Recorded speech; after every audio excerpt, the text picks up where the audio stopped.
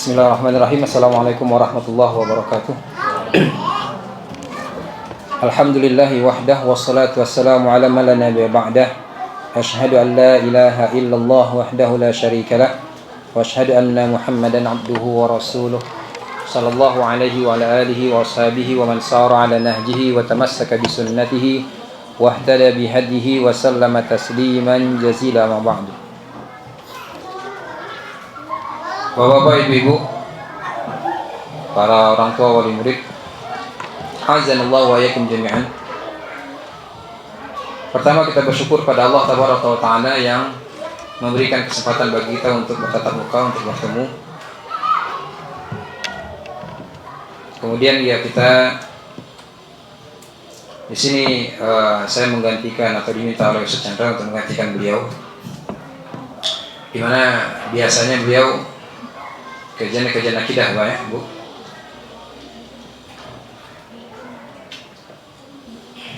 Insya Allah saya ingin mengajak kita untuk pagi ini mentadaburi sebagian satu atau dua ayat dari firman Allah Tabaraka wa Ta'ala dalam surat Al-Kahfi yang mengisahkan perjalanan Nabi Musa alaihi salatu wassalam dan Khadir,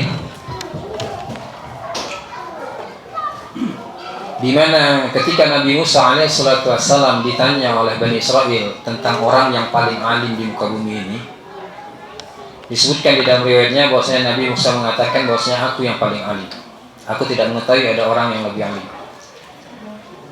Dan jawaban ini ditegur oleh Allah Tabaraka wa Ta'ala, karena Nabi Musa tidak menyerahkan ilmu ghaib ini kepada Allah Tabaraka wa Ta'ala. Dan Allah Tabaraka wa Ta'ala mengabarkan kepada Musa bahwasanya di sana ada seorang yang lebih alim daripada engkau. Di sini Musa sebagai salah satu nabi ulul azmi dari 5 nabi ulul azmi, ya, disampaikan oleh Allah Tabaraka wa Ta'ala ada yang lebih baik daripadamu dari sisi ilmu, yang dia bukan siapa-siapa, yaitu Khadir. Singkat cerita, ketika Nabi Musa alaihissalatu wassalam mengetahui atau dikabarkan tentang hal ini, maka Nabi Musa minta kepada Allah untuk ditunjukkan di mana tempat orang tersebut, agar dia bisa mengambil pelajaran dari orang tersebut atau bisa belajar. Maka Allah pun menunjukkannya. Maka Nabi Musa alaihissalatu wassalam melakukan perjalanan untuk bertemu dengan Khadir, orang yang bukan siapa-siapa ini. Para ulama berbeda pendapat, apakah Khadir nabi atau bukan nabi. Kalaupun Khadir adalah nabi, maka kedudukannya tidak lebih tinggi daripada kedudukan Musa alaihissalatu wassalam, ya, kalaupun Khadir adalah nabi. Dalam perjalanannya, pada akhirnya Musa pun bertemu dengan Khadir. Maka terjadilah dialog antara Musa dan Khadir, di mana Khadir mengatakan, engkau tidak akan sanggup untuk mengikutiku. Dan Musa bersikukuh untuk diizinkan mengikuti beliau, mengikuti Khadir dan belajar dari Khadir. Karena melihat atau karena didesak atau dipaksa oleh Musa, maka Khadir pun mengizinkan. Tetapi Khadir memberikan persyaratan, yaitu bahwasanya Musa tidak boleh bertanya ataupun mempertanyakan apa yang dilakukan oleh Khadir sampai Khadir menjelaskannya. Dan Musa pun menyanggupi syarat ini. Lalu terjadilah peristiwa demi peristiwa. Pada peristiwa yang pertama, Musa tidak tenang untuk tidak bertanya, dia pun bertanya, dan Khadir memperingatkan, ini pelanggaran pertama. Maka Musa pun meminta uzur, meminta maaf, lalu dilanjutkan perjalanan. Terjadi yang kedua, di mana awalnya tadi Khadir memecahkan atau menghancurkan perahu seorang nelayan yang awalnya ditumpangi. Lalu Musa mempertanyakannya, dan Khadir mengatakan ini pelanggaran kesepakatan yang pertama kali. Setelah Musa minta maaf dan Khadir mengizinkan, dilanjutkan perjalanan. Kemudian Khadir membunuh seorang anak, dan Musa pun tidak tenang untuk tidak bertanya. Dan Khadir hanya menjawab, ini kali yang keduanya pelanggaran kesepakatan tadi.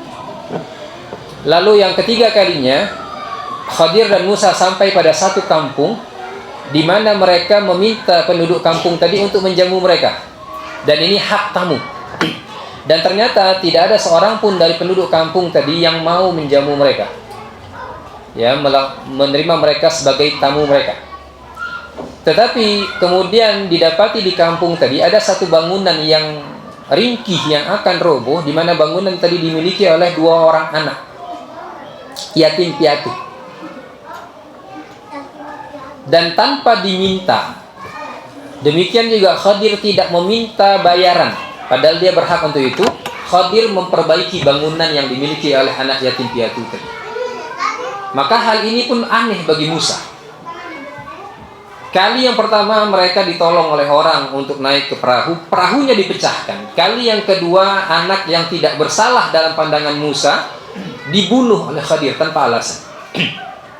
Kali yang ketiga, ketika mereka meminta untuk dijamu dan tidak ada satu pihak pun yang berkenan menjamu mereka di kampung tadi, tapi ketika di kampung itu ada bangunan yang telah akan rubuh yang dimiliki oleh 2 orang anak yatim piatu yang tidak akan mungkin juga mampu menjamu mereka, justru diperbaiki oleh Khadir. Ini apa yang terjadi dengan Anda? Seakan-akan ini logika yang terbalik yang ditampakkan dari perbuatan Khadir. Maka Khadir menjawab, ini kali yang ketiga dan ini adalah batas waktunya kita berpisah.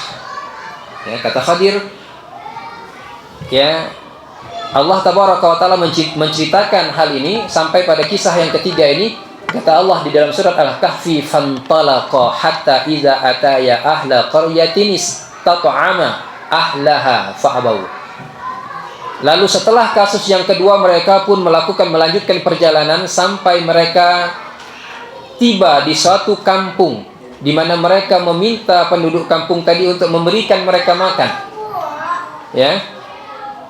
Ternyata fa'abau, penduduk kampung itu pun sama sekali tidak menggubris mereka. Ayyudayyifuhuma, fa'abau ayyudayyifuhuma. Mereka tidak mau menjadikan Musa dan Khadir sebagai tamunya menjamu mereka berdua. Lalu fawajada fiha jidaran yuridu ayyan qadda fa'aqamahu. Lalu di kampung tadi mereka mendapati satu tembok, yuridu ayyan qadda, yang tembok itu akan rubuh. Apa yang dilakukan oleh Khadir? Fa'aqamaha, justru Khadir mengukuhkan, memperkuat tembok tadi. Lalu qala law syi'ta lattakhadta alaihi ajra. Kata Musa kepada Khadir, wahai Khadir, kalau engkau mau, kan kau bisa saja meminta mereka untuk memberi upah kepadamu sebagai jasa memperbaiki tembok. Apa kata Khadir?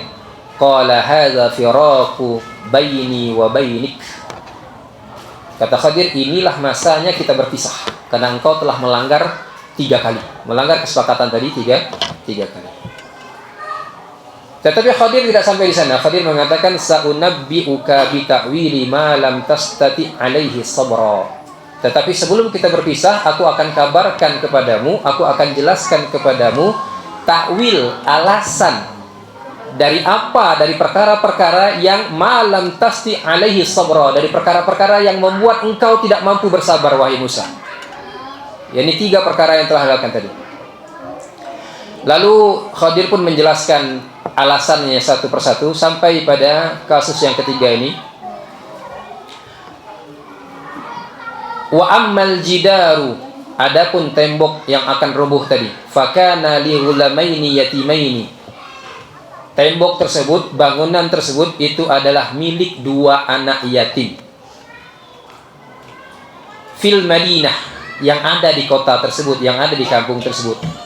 Wa kana tahtahu kanzun lahuma, di mana di bawah bangunan tersebut ada harta simpanan yang menjadi hak keduanya, yang itu merupakan milik keduanya.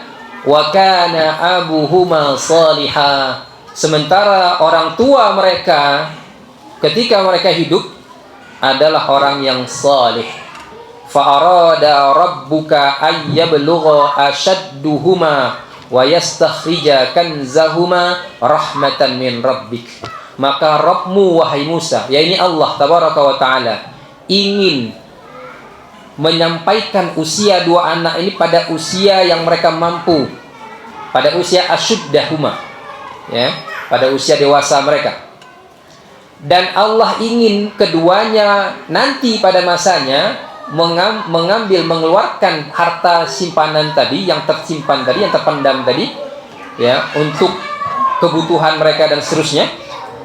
Rahmatan min rabbika, dan itu sebagai rahmat dari Rabbmu. Ini rahasia yang tidak diketahui oleh Musa dan diketahui oleh Khadir.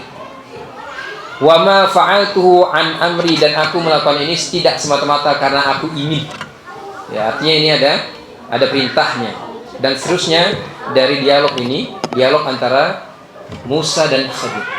Bapak-bapak, ibu-ibu, rahimani Allah wa yakum jami'an.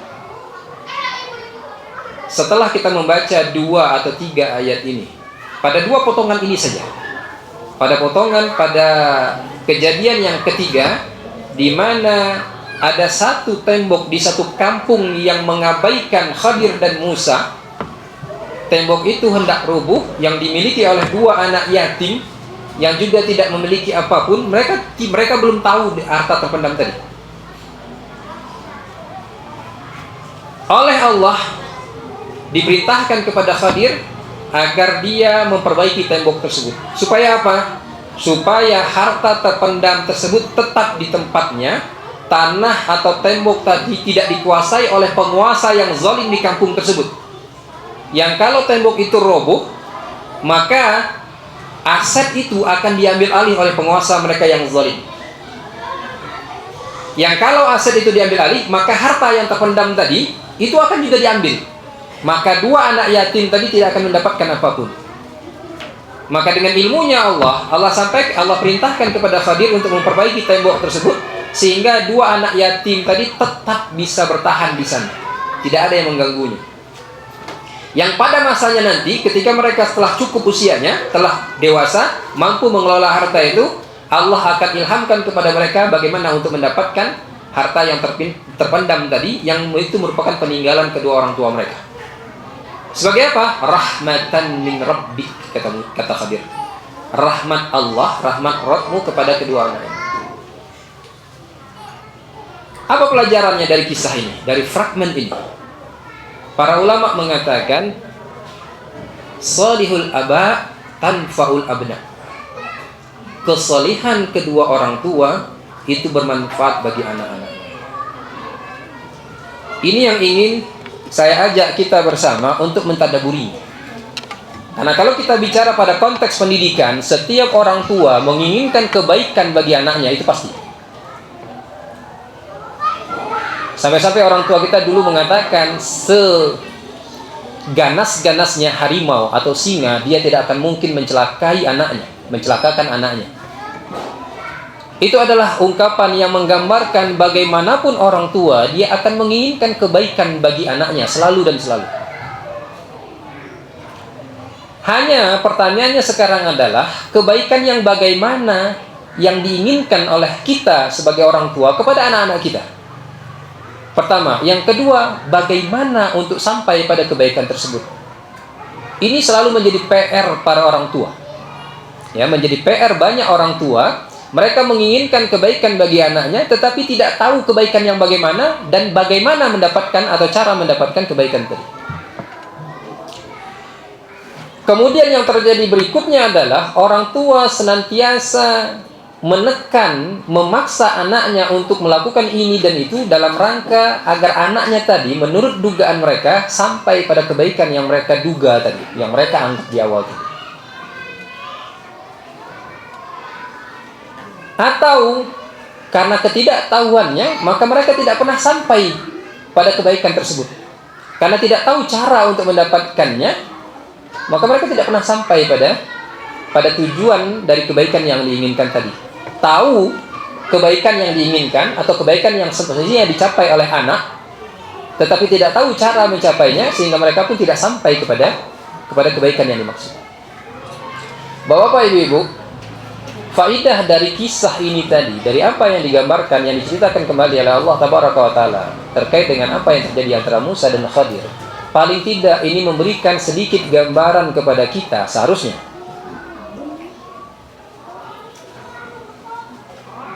Sebelumnya, sebagai seorang hamba, kita sudah sangat memahami bahwasanya tujuan Allah menciptakan kita di muka bumi ini adalah untuk menjadi hamba Allah tabaraka wa ta'ala sebagaimana yang diinginkan oleh Allah.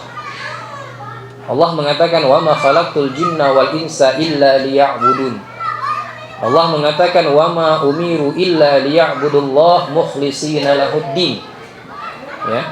Tidaklah aku ciptakan jin dan manusia melainkan agar mereka beribadah kepadaku.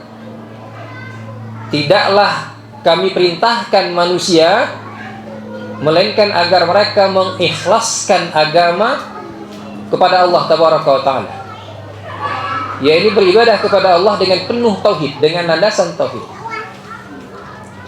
Ketika kita mengetahui hal ini, maka semestinya pun kita tahu bahwasanya kebaikan terbesar yang harus kita capai atau kebaikan terbesar yang semestinya diusahakan, yang dicapai oleh anak kita adalah kondisi di mana dia betul-betul menjadi hamba Allah yang tegak berdiri di atas perintah dan larangan Allah, di atas aturan agama Allah. Terjawab terkait dengan apa kebaikan yang mestinya kita upayakan. Kebaikan yang bagaimana yang mestinya kita bantu anak kita untuk sampai pada kebaikan tersebut, yaitu kebaikan penghambaan yang total kepada Allah tabaraka wa ta'ala. Terlepas dia mau jadi seperti apa, dia mau jadi apa, karena berkaitan dengan kemaslahatan kehidupannya, Allah tabaraka wa ta'ala tidak pernah memberikan batasan secara definitif, tidak memberikan batasan tertentu. Yang penting tidak melangkahi, tidak mendobrak aturan Allah tabaraka wa ta'ala. Itu saja. Dia mau menjadi ahli kimia, ahli fisika, menjadi apapun itu, selama itu tidak melangkahi apalagi mendobrak aturan Allah, maka Allah tidak pernah melarang. Yang penting sebagai apapun seorang hamba tadi dalam kehidupan dunianya, dia ahli politik kah, ahli ekonomi kah, yang berkaitan dengan teknologi, teknokrat kah, dan sebagainya, yang penting dia menjadi hamba Allah sebagaimana yang diinginkan oleh Allah.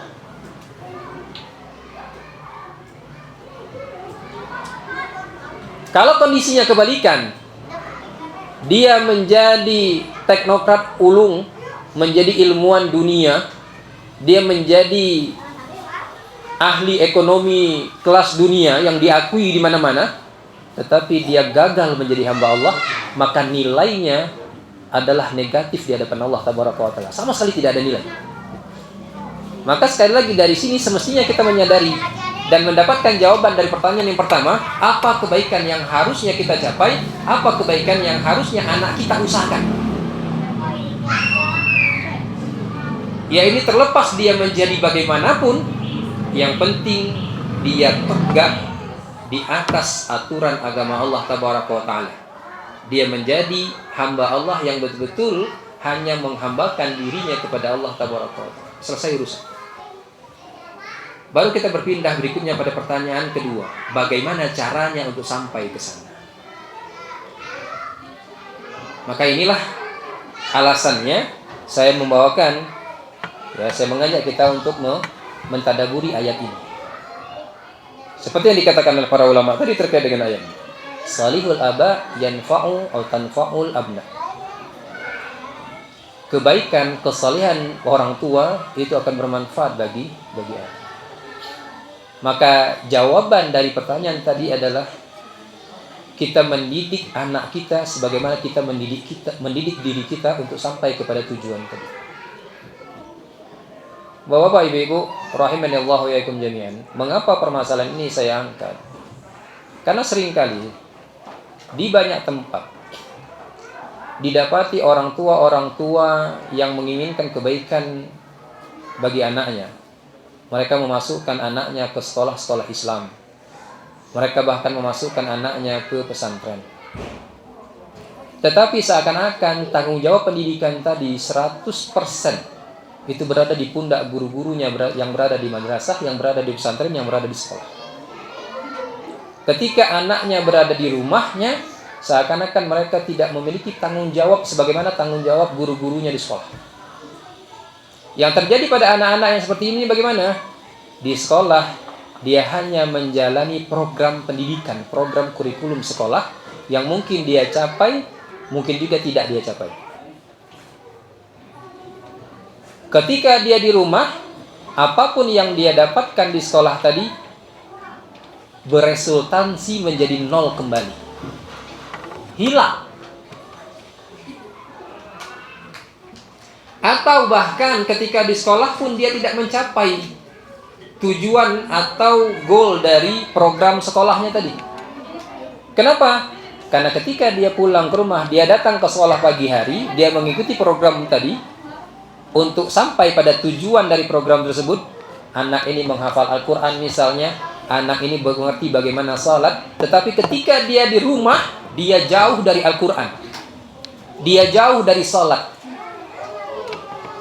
sehingga barangkali dia tidak salat di rumah, atau kalaupun dia salat di rumah, bagaimanapun kondisi salatnya, orang tuanya tidak pernah memperhatikannya. Sehingga benar atau salah salatnya dia tidak pernah tahu. Dia datang ke sekolah, gurunya sedikit, muridnya banyak. Naasnya dia sebagai individu tidak tampak di mata gurunya kalau dia melakukan kesalahan. Sehingga terlewatkan koreksi untuk dia dari gurunya. Di rumah tidak dikoreksi, tidak diperhatikan oleh orang tuanya. Di sekolah karena satu dan lain hal kondisi yang bermacam-macam, diantaranya adalah jumlah murid yang banyak dan guru yang terbatas, sehingga bisa jadi gurunya melewatkan dia atau terlewatkan tanpa disengaja. Yang terjadi pada anak ini apa? Bertahun-tahun dia sholat dengan cara yang salah dan dia tidak pernah tahu dia salah.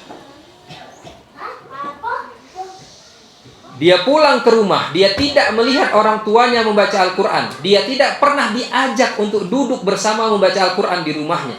Maka dia pun menjadi anak yang jauh dengan Al-Quran ketika di rumah. Yang terjadi apa? Di sekolah ada program untuk menghafal Al-Quran. Barangkali dia cerdas. Di saat itu dia hafal, pulang ke rumah hilang hafalannya. Di akhir semester, ketika diulang kembali dari awal hafalan, ternyata separuhnya atau lebih hilang. Dan kondisi ini, bapak-bapak, ibu-ibu, banyak terjadi di mana-mana. Banyak terjadi di mana-mana.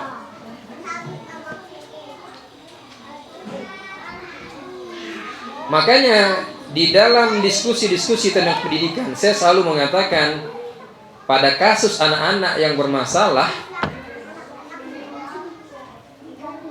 pertama, anak tidak bisa disalahkan sepenuhnya.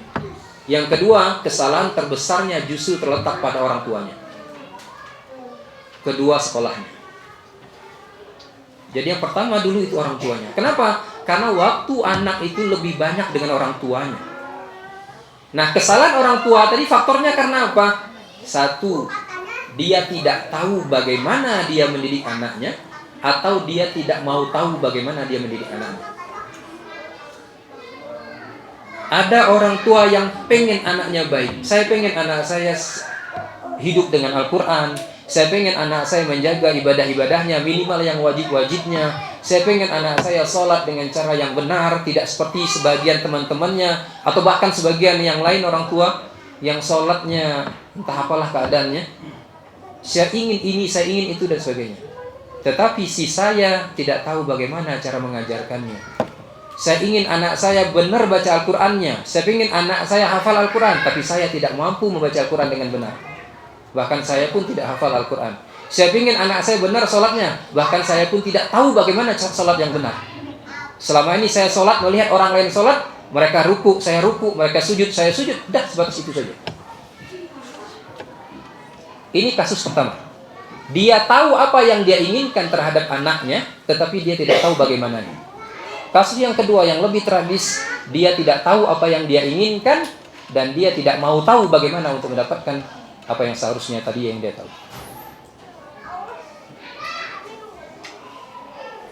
Sehingga ada sebagian orang tua yang memerintahkan anaknya sholat, dia tidak sholat. Ada sebagian orang tua yang memerintahkan anaknya baca Quran, dia tidak pernah terlihat menyentuh Al-Quran. Dan lain sebagainya dan seterusnya dari permasalahan-permasalahan pendidikan ini. Sehingga yang nampak pada anak apa? Orang tua hanya tahu menyuruh. Tidak lebih daripada itu. Kalau bapak bisa main-main di waktu maghrib, mengapa saya harus sholat? Mengapa saya harus baca Quran? Kalau bapak bisa tidur-tiduran sambil pegang handphone di waktu azan berkumandang sampai azan berikutnya, begitu kondisi si bapak, mengapa saya harus peduli dengan azan itu? Ini permasalahan pendidikan. Sebagian orang tua tidak tahu atau tidak mau tahu apa yang harus dia didik, apa yang harus diajarkan kepada anak. Maka Bapak-bapak, Ibu-ibu, hal ini pun berkaitan dengan beberapa fenomena yang terjadi di masyarakat kita secara umum, bukan hanya di Bandung, bukan hanya di sekitar sini dan sebagainya. Orang tua yang menuntut anaknya untuk berbakti kepada mereka, tetapi sejatinya mereka sejak awal telah durhaka kepada anaknya. Betul, bakti anak tidak bergantung bagaimana orang tua memperlakukan anak. Bakti anak tetap wajib diberikan kepada orang tuanya, bagaimanapun orang tua memperlakukan si anak. Tetapi kita sebagai orang tua tidak bisa menuntut hak tanpa memenuhi kewajiban kita. Karena antara hak dan kewajiban dia resiprokal. Kalau ada hak pasti ada kewajiban. Gak mungkin dia berdiri sendiri. Ada hak tanpa kewajiban itu tidak mungkin.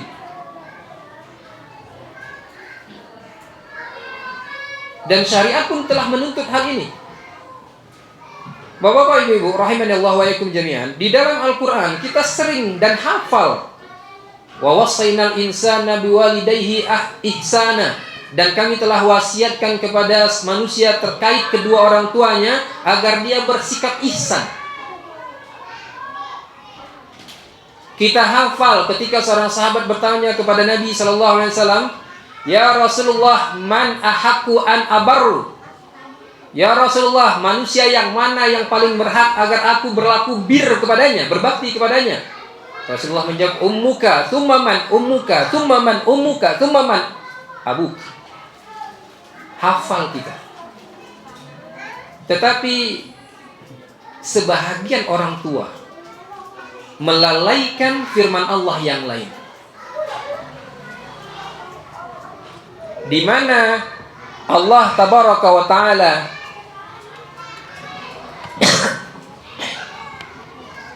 memerintahkan kepada orang tua. Di antaranya satu kalimat Allah dalam surat At-Tahrim, Allah mengatakan, ya ayyuhallazina amanu qu anfusakum wa ahlikum nara wa quduhan nas wal hijarah. Wahai orang-orang yang beriman, jagalah diri kalian dan keluarga kalian dari neraka yang bahan bakarnya manusia dan batu. Ali bin Abi Thalib mengatakan terkait dengan firman Allah ini, maknanya ku anfusakum wa ahlikum nara, yaitu allimuhum wa addibuhum, ajarkan mereka dan didik mereka. Jadi sebelum Allah tabaraka wa ta'ala mewajibkan anak untuk berbakti kepada kedua orang tuanya, perintah yang mengawali itu adalah justru perintah agar orang tua atau siapapun yang berperan sebagai orang tua mendidik keluarganya, termasuk anaknya di dalamnya. Jadi perintah berbakti kepada orang tua itu sudah didahului dengan perintah yang lain, yaitu perintah agar orang tua mendidik anaknya. Nabi SAW mengatakan, kullukum ra'in, setiap kalian itu adalah pemimpin. Wa kullukum mas'ulun an ra'iyatihi, dan setiap kalian akan dimintakan pertanggungjawaban terkait dengan kepemimpinannya, terkait dengan ra'iyahnya, orang yang dia pimpin. Setiap suami, setiap bapak, dia adalah pemimpin di rumahnya. Dia bertanggung jawab kepada istrinya, dia bertanggung jawab kepada anak-anaknya. Dia bertanggung jawab kepada Allah terhadap istrinya, dia bertanggung jawab kepada Allah terhadap anak-anaknya. Baik buruknya anaknya tadi itu akan dipertanggungjawabkan di hadapan Allah Tabaraka wa Ta'ala. Betul, dosa seorang hamba dia yang akan menanggungnya. Tetapi ketika anak tadi buruk, maka sebelum Allah menghisap keburukan si anak, Allah akan mempertanyakan peran orang tuanya. Sudahkah anak tadi dididik agar dia tidak menjadi anak yang buruk? Kalau ternyata itu semua dilewatkan, maka keburukan anak tadi akan menjadi sebab celakanya kedua orang tuanya. Dan dalam pendidikan, semestinya ini yang kita tanamkan pada diri kita, di hadapan anak-anak kita, terkait dengan anak-anak kita. Ringkas kata, kalau kita menginginkan anak kita saleh, maka salehkan diri kita dulu. Kalau kita ingin anak kita baik ibadahnya, maka perbaiki ibadah kita dulu. Kalau kita ingin anak kita berilmu, maka kita sebelum memerintahkan anak kita menjadi penuntut ilmu, jadilah penuntut ilmu terlebih dahulu. Sehingga anak melihat teladan yang nyata di depan matanya. Oh, bapak saya punya perhatian dengan ilmu. Maka ketika si bapak mengarahkan anaknya untuk memiliki perhatian dengan ilmu, dia tahu, oh maksudnya melakukan hal yang dilakukan oleh bapak saya.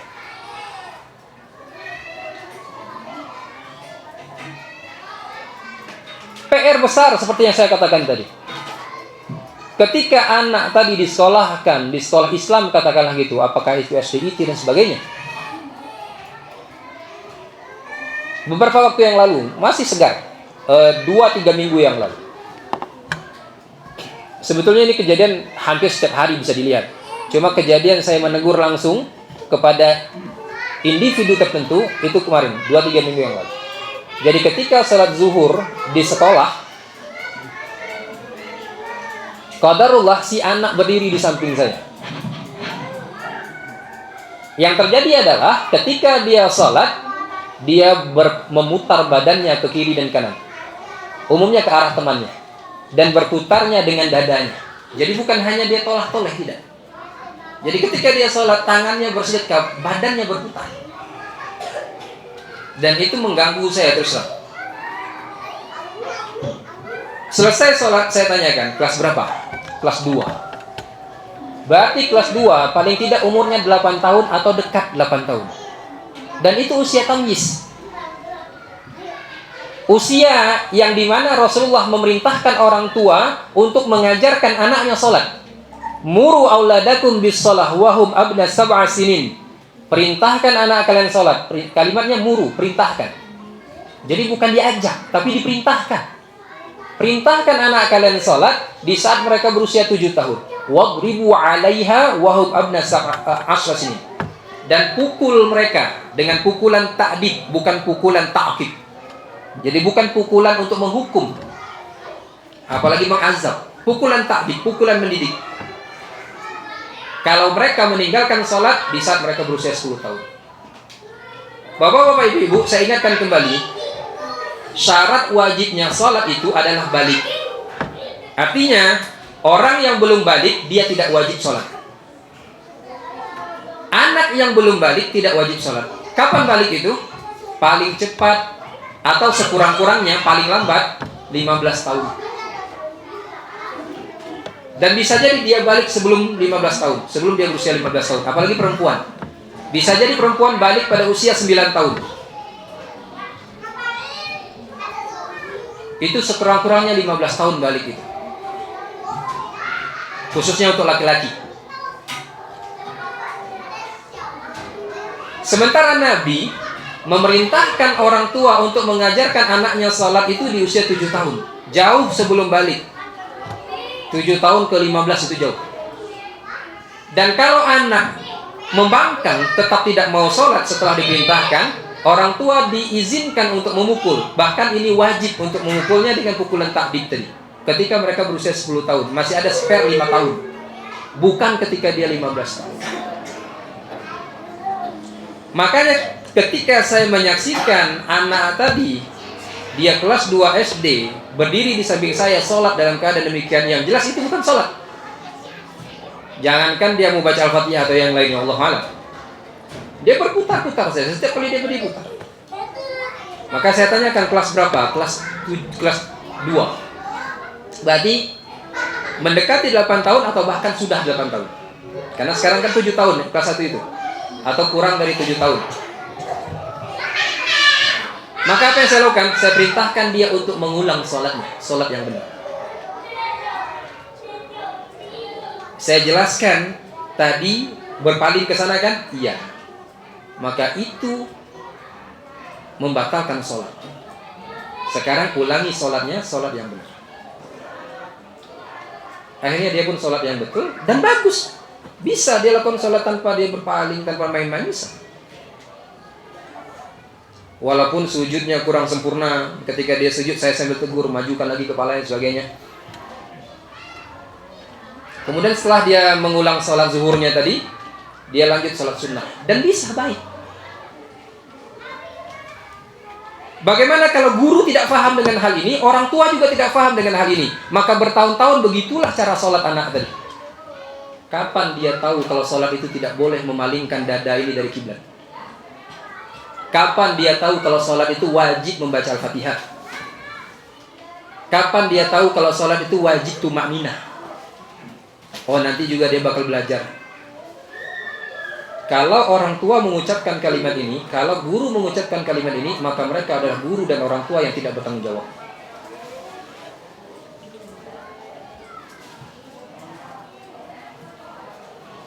Karena artinya dia menelantarkan anaknya, terserah dia mau baik-baik sendiri aja. Kalau dia mau baik, suatu saat dia bakal baik. Kalau dia tidak baik. Karena manusia itu, kalau dia dibiarkan begitu saja, hal-hal yang sifatnya fitrah mungkin tetap dalam kondisinya.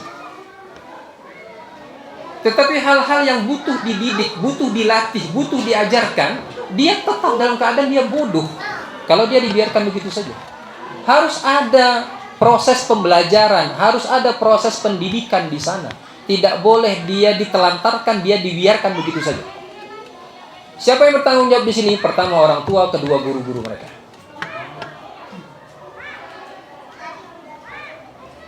Karena sekali lagi kalau dia dibiarkan begitu saja, yang ada kerusakan demi kerusakan setelah. Bahkan hal-hal yang bersifatnya fitrah tadi, ketika manusia dibiarkan begitu saja, fitrah itu bisa melenceng, bapak-bapak, ibu-ibu. Karena faktor luar yang dia lihat yang terus berinteraksi dengan dia. Karena tidak ada manusia yang bisa hidup sendiri di dalam satu tempat yang tidak ada manusia sama sekali. Mau tidak mau dia akan berinteraksi dengan manusia yang lain.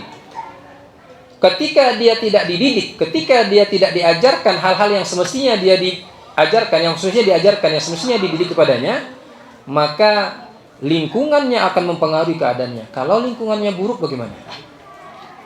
Kita bisa mengambil pelajaran dari beberapa generasi setelah generasi Nabi Nuh alaihissalatu wassalam. Generasi Nabi Nuh, setelah Nabi Nuh tinggalkan, mereka di dalam keadaan bertauhid. Kemudian Nuh meninggal, muncul generasi kedua. Mereka membuat patung untuk mengenang tokoh-tokoh yang telah mengajarkan agama kepada mereka, mengajarkan warisan Nabi Nuh kepada mereka, sebatas patung. Hilang generasi kedua yang membuat patung, datang generasi ketiga, datang generasi keempat, mulai mereka berpaling. Kaum Nabi Nuh yang bertauhid tadi, kaum Nabi Nuh atau penerusnya yang membuat patung hanya sebatas monumen peringatan, digantikan oleh generasi yang menjadikan patung buatan nenek moyang mereka sebagai sesembahan. Rusak fitrahnya. Tauhid itu fitrah manusia. Ya, tauhid itu fitrah manusia. Kesyirikan itu kerusakannya. Ketika tidak ada yang mendidik mereka dengan apa yang seharusnya mereka ketahui, yang seharusnya mereka pegang, fitrah mereka pun melenceng jadinya. Apalagi hal-hal yang di luar fitrah, yang memang butuh pembelajaran, butuh pengajaran. Maka disinilah peran sentral, peran yang sangat signifikan dari orang tua yang kemudian bersama dengan guru tadi berkaitan dengan pendidikan anak. Kalau kita menginginkan anak kita baik.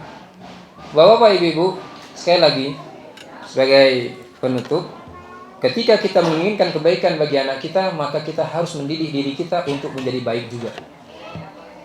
Kalau kita ingin anak kita sholatnya benar, maka kita harus melatih diri kita dengan sholat yang benar. Untuk tahu bagaimana sholat yang benar, kita butuh belajar sebagaimana anak-anak kita belajar di sekolah, maka kita belajar di tempat yang lain. Belajar dari pihak yang lain yang mampu mengajarkan. Kalau kita ingin anak kita menjadi orang yang menghafal Al-Quran, sebelum dia menjadi pengamal Al-Quran, sebelum dia mungkin menjadi ilmuwan Al-Quran, maka kita pun harus berupaya untuk menjadi penghafal Al-Quran. Ustaz, gak mampu lagi, otak saya udah tua ini. Sekurang-kurangnya kita belajar bagaimana cara membaca Al-Quran yang benar, lalu bersama anak kita bacakan Al-Quran tadi di hadapan dia, dan dia mendengarkan, dia menghafal dari lisan kita. Bukan hanya semata-mata, nak sekarang waktunya kamu baca Quran, kamu menghafal Quran, tidak. Tapi memang diajak, didampingi anak tadi berinteraksi bersama-sama dengan Al-Quran. Di salah satu sekolah, target hafalan Al-Quran itu sangat sulit untuk dicapai. 1 tahun 1 juz saja. Artinya 1 semester cuma setengah juz. 10 halaman. Dalam 4 bulan, targetnya 10 halaman saja. Itu sulit untuk dicapai. Karena apa? Di kelas, gurunya 1, muridnya 15, 20, bahkan lebih. Dan di sekolah tidak mungkin hanya Al-Quran saja, ada pelajaran-pelajaran yang lain. Artinya waktu yang dengan Al-Qurannya pun terbatas, paling 1 jam atau paling banyak 1,5 jam dalam 1 hari. Bagaimana anak tadi bisa menghafal 1 ayat 1 hari? 1 ayat 1 hari saja. Atau 1 baris 1 hari saja. Yang di total dalam 1 bulan paling tidak dia bisa 20 ayat. Ya, 1 halaman dalam 1 bulan. 1 halaman lebih sedikit, Pak ya. Jadi dalam 2 bulan itu 3 halaman. 4 bulan 6 halaman, sudah mendekati itu. Bukan 10 halaman, 6. Dan itu sulit sekali. Permasalahan yang bisa diidentifikasi apa? 1, anak belum bisa baca Quran. Kelas 1, kelas 2. Yang kedua, di rumah ternyata anak tidak dibiasakan dengan Al-Quran. Jadi kalau anak hafal 1 ayat di pagi hari di sekolah, itu tidak berulang kecuali besok. Dan itu rentang waktunya jauh, 24 jam. Atau kurang sedikit, itu jauh. Ketika besok pagi dia bertemu dengan gurunya di kelas, yang kemarin lupa separuh. Kalau nggak seluruhnya lupa. Artinya harus mengulang lagi yang kemarin. Kapan dia bakal maju?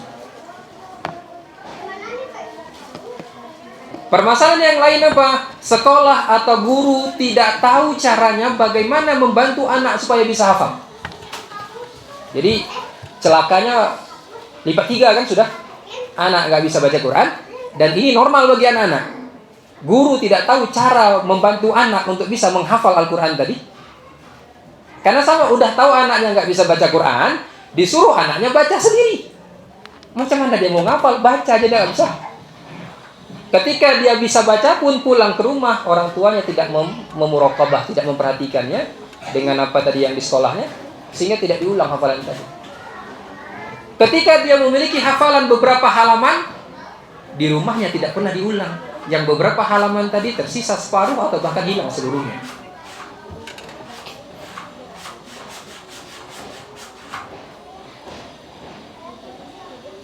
Maka saya katakan, anak yang tidak bisa baca Quran, maka bapak, ibu, dan gurunya yang membacakan kepada dia, bukan anak yang suruh baca.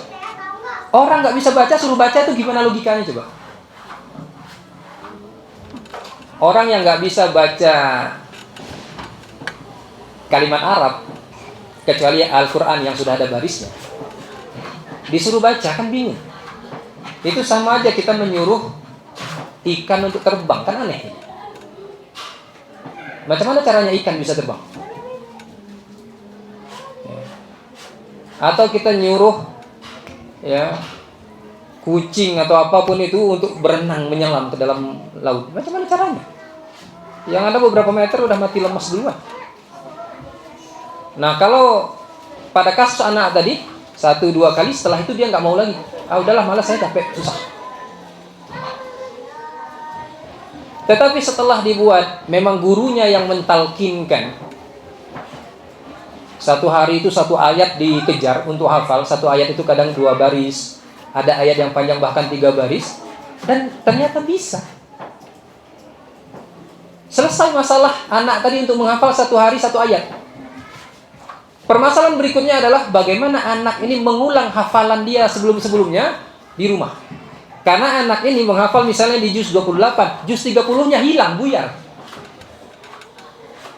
Lagi-lagi peran guru untuk mengajak orang tua dan sekaligus kesadaran orang tua untuk mengajak anak untuk aktif dengan Al-Quran di rumah. Dan ternyata lagi-lagi itu bisa, itu berjalan. Jadi ketika gurunya tahu bagaimana harus mengajarkan anak, gurunya mampu berperan sebagai agen untuk mengajak orang tua berjalan pada visi dan misi yang sama dan metode yang sama pada anak tadi, dan orang tuanya mampu mengajak anak tadi, anak pun termotivasi. 1 semester separuh kelas itu selesai setengah juz. Dari jumlah anak yang sekian belas sampai 20 tadi, separuhnya minimal selesai setengah juz. Ketika di akhir semester diujikan, yang bahkan gurunya tadi udah was-was, ini anak-anak saya bisa atau tidak, ternyata lancar. Karena proses tadi berjalan. Tapi mengapa tahun-tahun sebelumnya tidak seperti itu? Karena proses tadi tidak berjalan. Guru tahu dengan cara dia sendiri, orang tua nggak tahu dengan cara mereka sendiri. Anak-anak berada di tengah-tengah, berada dalam keadaan bingung.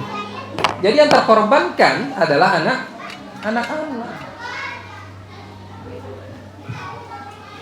Orang tuanya anteng dengan cara sendiri, gurunya anteng begitu, gurunya mengeluh, orang tuanya mengeluh, dan hanya berhenti pada keluhan tanpa sampai pada terus bagaimana seharusnya kita membantu anak-anak itu. Jadi penting guru untuk terus belajar, orang tua untuk terus belajar, itu penting.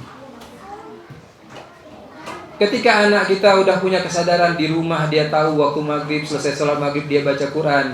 Kitanya ada kerjaan pun misalnya dengan laptop, dengan apa, laporan kantor dan lain sebagainya, anak salah baca, kita langsung aware, nak perbaiki lagi, salah itu. Berbeda dengan orang tua yang nggak tahu, anaknya mau baca macam manapun bentuknya, yang tasdid itu seringnya ditambah atau dikurangi, begitulah keadaannya. Dan saya bisa memberikan contoh yang banyak dengan hal ini. Beberapa madrasah yang di masjid, madrasah sore, bertahun-tahun anak itu ngaji, telinga saya selalu mendengarkan kesalahan-kesalahan yang seharusnya tidak dilakukan. Sampai saya selalu nyentuh, ini gurunya ngapain di sana? Dia ada di situ, terus perannya apa? Bahkan basmalah saja salah. Bismillah. Lah, kok gurunya diam? Berarti gurunya tidak berperan. Dan di rumah ada yang mengoreksi atau tidak? Sepertinya juga tidak. Berarti gurunya nggak belajar, orang tuanya tidak belajar. Nah, itulah yang didapatkan dari anak, di mana anak tadi memiliki orang tua dan guru yang tidak mau belajar.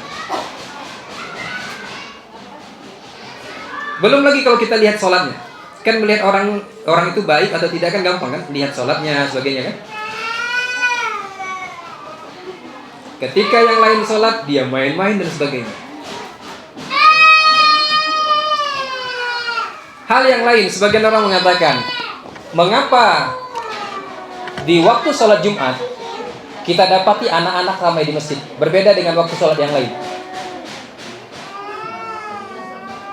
Karena di waktu sholat Jumat bapaknya ada, di waktu sholat yang lain bapaknya nggak ada.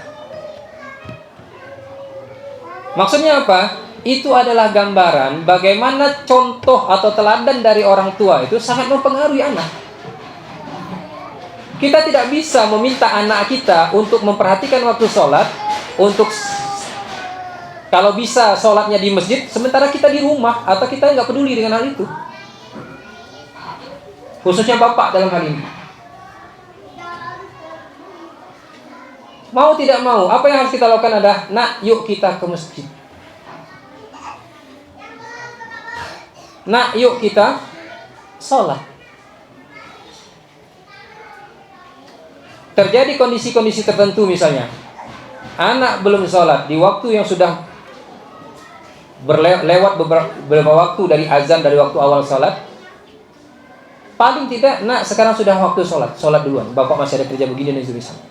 Anak dengan ringan untuk melakukan hal itu. Tapi kalau contoh itu sama sekali tidak ada, jawabannya adalah bapak nyuruh-nyuruh saya sholat, bapak juga nggak sholat. Nah kalau digitukan oleh anak macam mana? Jawabannya apa? Anak durhaka. Padahal bapaknya sudah durhaka duluan. Jadi sebelum anaknya durhaka, bapaknya sudah durhaka kepada anak. Nggak pernah mengajarkan anak untuk sholat, ngajak anak untuk sholat. Bahkan cara takbir pun nggak pernah didapatkan dari bapaknya. Anak tidak pernah diajarkan oleh bapaknya, nak, kalau takbir itu mengangkat tangan seperti ini, pada batas ini, tangannya begini, dihadapkan ke kiblat. Tidak pernah. Sehingga anak-anak hanya melihat, oh orang lain sholat gitu, ada yang begini bentuknya, ada yang begitu, maka dia kadang-kadang milih yang ini, milih yang itu. Ada anak yang sholat mengangkat tangannya begini, Pak, Bu.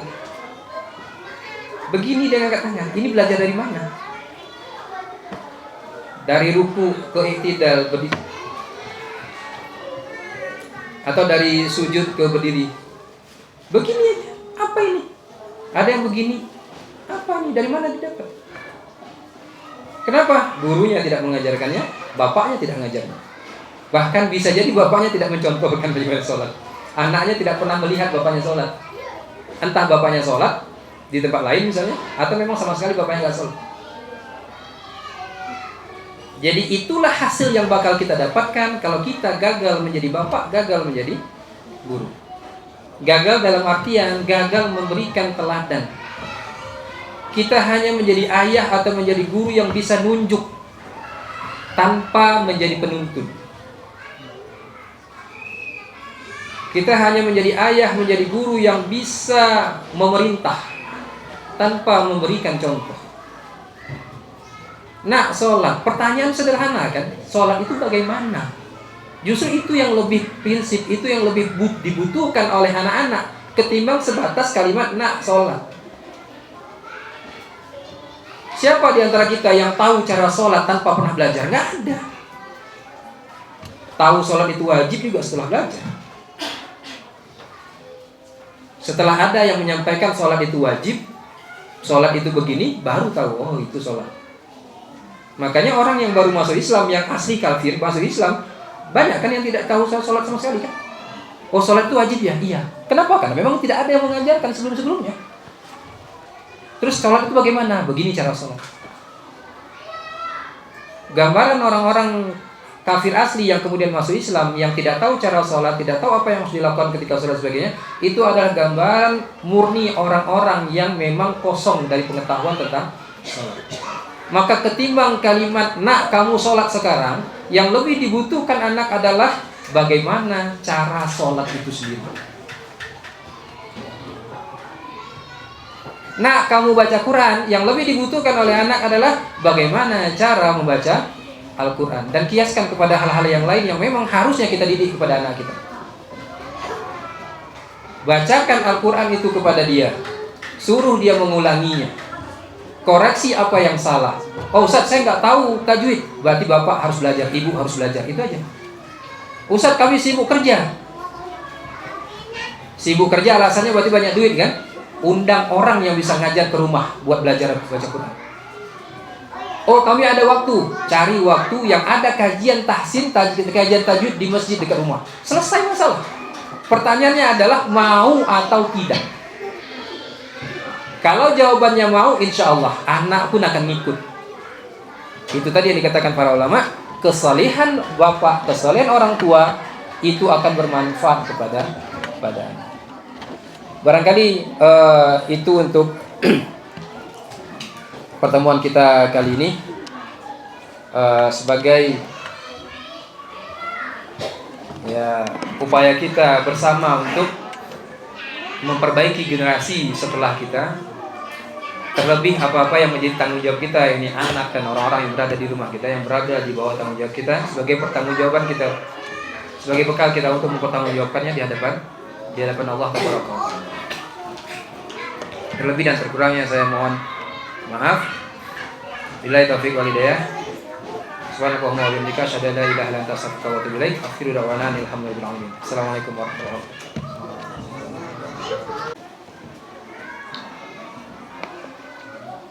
Bismillah. Assalamualaikum warahmatullahi wabarakatuh. Bisa izin bertanya,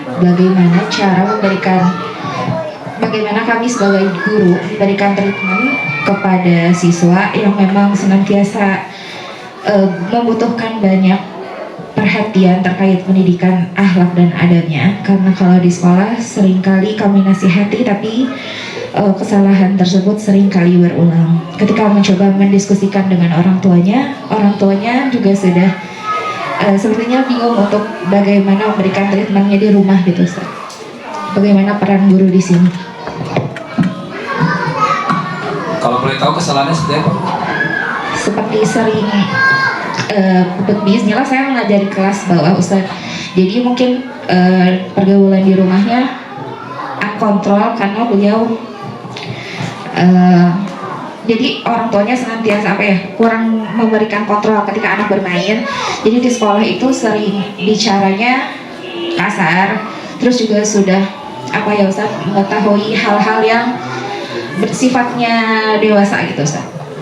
Dan itu menyebar gitu ke temannya. Baik, bismillah. Berarti kan sebetulnya itu udah separuh dari solusi, udah tahu. Permasalahannya uncontrol, berarti kontrol. Kontrol siapa? Kontrol orang tua. Hanya memang permasalahan ini kan kompleks, karena bisa jadi anak itu dapatnya bisa jadi dari rumah, bisa jadi dari luar rumah. Nah, kalau dapatnya di rumah, berarti rumahnya harus diperbaiki. Kalau dapatnya di luar rumah, maka sebisa mungkin anak itu dibatasi kepada akses dari luar rumah yang dapat mengarahkannya kepada hal-hal yang seperti itu. Guru di sekolah ya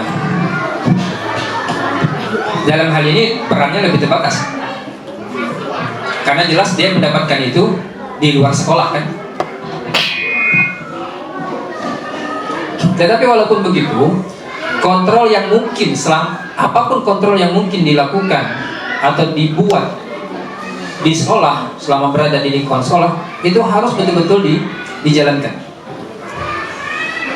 Ketika melihat anak itu melakukan hal yang seharusnya tidak dia lakukan, maka tegur dia di saat itu juga sebisa mungkin. Jangan pernah ditunda. Di antara kesalahan kita sebagai pendidik atau sebagai orang tua, kadang kita negur anak itu sudah beberapa hari setelah dia melakukan pelanggaran. Bukan telat, tapi gak tepat waktu. Jadi tegur di saat itu juga, cut atau potong akses atau ya apapun yang berkaitan dengan hal itu, baik pada si anak ataupun pada yang lain. Selebih adapun teknis itu sangat-sangat tergantung kondisi di lapangan. Selebih daripada itu doa orang tua, doa anak, doa gurunya. Sebagian orang kalau marah kepada anak itu marahnya marah kayak marah dengan musuh. Saya selalu mengatakan marah kepada murid, marah kepada anak itu marahnya marah sayang, jangan marah karena dendam. Karena kalau marah pada dendam tidak akan berujung kepada doa. Tapi kalau marah pada sayang, kalaupun tidak di depan si anak, di belakang si anak, dia akan mendoakan anak itu baik.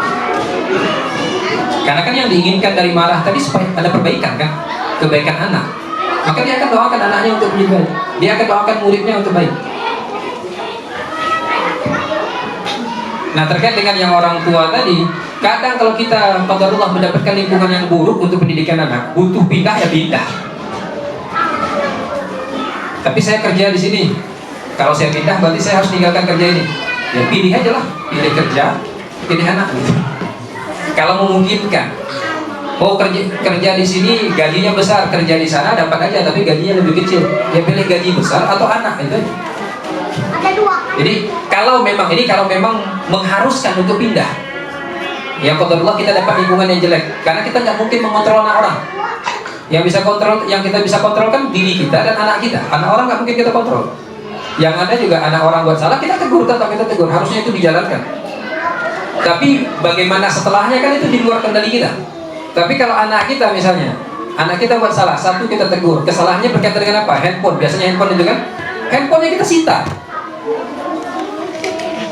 Sekarang hari ini permasalahannya adalah anaknya bikin salah, ditegur, dihukum, tetapi apa yang menjadikan anak itu buat salah nggak pernah di-cut dari si anak. Anak itu tetap bebas dengan handphone, anak itu tetap bebas berteman dengan anak yang buruk. Itu bermasalah. Di dalam pendidikan akan selalu ada kondisi-kondisi atau keadaan-keadaan yang memang harus ada pemaksaan di sana. Nah, ini peran orang tua. Ketika di sekolah, peran ini kan tidak bisa dijalankan oleh guru. Dia hanya membawa warna atau bau busuknya aja ke sekolah kan gitu. Oh, kemarin saya nonton lihat ini, di bawahnya itu bukan handphone, bukan media yang dia tonton yang dia bawa, tetapi kisahnya, pengalamannya dan sebagainya. Peran guru apa? Ya sebatas berhenti dari bicara seperti itu. Panggil dia berdua misalnya, nggak boleh ngomong ini dan sebagainya, jelaskan hukum-hukum Allah. Nah, ini juga bagi guru termasuk bagi orang tua, yang pertama sekali harus ditanamkan pada si anak tadi, apapun masalahnya adalah tauhid dia kepada Allah. Jadi jangan tanamkan ketakutan pada hukuman orang tua pada kali yang pertama, tapi tanamkan tanggung jawabnya dia kepada Allah. Kamu melakukan ini, itu urusan kamu dengan Allah. Selebihnya baru urusan kamu dengan bapak. Bapak hukum kamu, bapak cewek, bapak pencuri dan lain sebagainya. Tetapi sebelum itu, yang pertama sekali adalah bahwa anak harus difahamkan, anak harus ditanamkan kesadaran tanggung jawab dan pertanggungjawaban dia untuk diri dia di hadapan Allah. Dia hamba Allah. Yang saya rasakan sendiri, pengalaman saya, seringkali lembaga pendidikan bahkan atau pendidikan yang diberikan kepada anak itu adalah tanggung jawab hanya berkaitan dengan tata tertib sekolah. Itu untuk membuat tampilan yang rapi berjalan, itu bisa, itu works. Tetapi untuk membangun karakter anak itu tidak bisa. Makanya ada kasus atau banyak kasus sekian tahun dia di pesantren, pulang ke rumah dia seperti keadaan orang-orang yang tidak pernah belajar agama. Macam-macam pelanggaran dia lakukan. Ada yang tidak sholat atau disuruh sholat itu repotnya minta ampun padahal udah besar, dan dia bertahun-tahun di pesantren. Bahkan ada yang melakukan kenakalan-kenakalan yang tidak dilakukan bahkan oleh anak-anak di sekolah umum.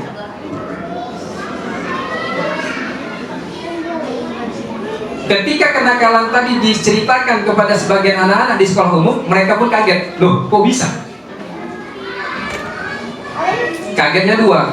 Kok bisa dilakukan? Kok bisa dia yang melakukan? Yang dia itu dari pesantren. Itu pesantren, Pak. Itu pesantren, Bu. Kenapa? Apakah di pesantren itu tidak dididik, tidak diajarkan kalau itu pelanggaran, kalau itu haram, kalau itu berdosa? Enggak, itu pasti diajarkan. Tetapi tidak ditanamkan bahwasanya keharaman itu, dosa itu berkaitan kamu dengan Allah. Tapi yang dibangun adalah kalau kamu melanggar itu nanti dibotak oleh divisi kedisiplinan. Kamu akan dihukum oleh divisi kedisiplinan. Kamu akan dilarang untuk melakukan ini oleh asrama. Kamu akan dilarang untuk ini oleh ini. Kamu tidak naik kelas. Kamu bakal begini, kamu bakal begitu. Konsekuensi yang berkaitan dengan tata tertib lembaga saja. Jadi yang pertama sekali harus ditanamkan adalah kamu harus bertanggung jawab untuk diri kamu sendiri di hadapan Allah itu tadi. Itu yang harus ditanamkan oleh orang tua, itu yang harus ditanamkan oleh guru. Ustaz, tapi anak itu melakukan lagi. berarti bapak dan ibu memiliki anak, memiliki murid yang asli manusia, bukan jadi-jadian. Yang namanya manusia pasti akan melakukan kesalahan. Artinya apa? Kalau mendapati murid kita atau anak kita sudah ditegur, sudah dihukum, sudah menangis, ngaku, nyesal dan lain sebagainya, besok bikin salah, bersyukur Pak, berarti itu anak manusia beneran, bukan anak jin. Kan bahaya kalau anak jin kan? Ya, selama ini kita ngajar anak jin, jinnya jin nakal lagi kan? Itu anak manusia berarti, bersyukur itu. Dan bukan malaikat, ngajarin malaikat gimana ceritanya? Ntar kaget pingsan kan gitu. Jadi bersyukur kalau anak itu masih anak manusia.